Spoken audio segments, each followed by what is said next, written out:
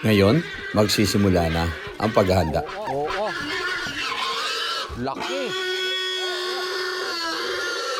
Tali mo na. Tali muna sa paa, tali. Oo. Yan. Laki niyan. Dahil sa laki ng baboy na kakatayin, nahirapan ang lahat sa paghahanda.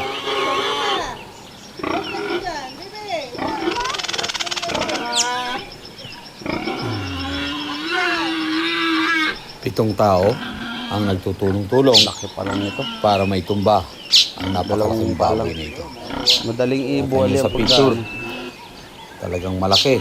Almost 200 kilo ang isa na ito. Tingnan natin kung hanggang saan yung tigas niya rito. Bunuin na natin. Kaya na nga, hinata ko na. Napakalaki niya talaga. At ang hirap niyang itumba ng mga oras na ito. Kaya pinilit naming itali ang dalawa niyang mga paa upang matumba. At saka ako tinukuran ng aking mga paa.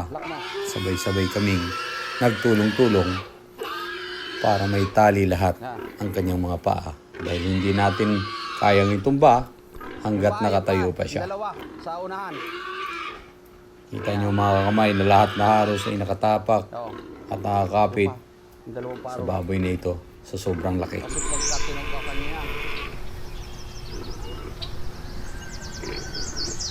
Tinalian ko na nga para ma-secure ang kanyang mga paa.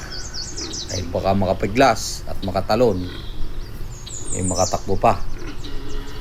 Mawalan pa ng handa ang kakasalin ngayong araw.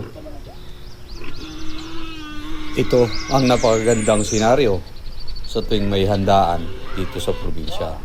Dahil mano-mano nating ginagawa ang mga bagay-bagay upang makapaghanda sa darating na kaarawan ng okasyon. Ito yan dong. Dahil dito mo makikita ang bayanihan na sinasabi at naranasan ng marami noong araw. Bayanihan kung saan nagtutulong-tulong ang kapamilya, kaibigan, kapitbahay at mga kakilala upang makapagtulong-tulong para sa paghahanda. Tingnan natin.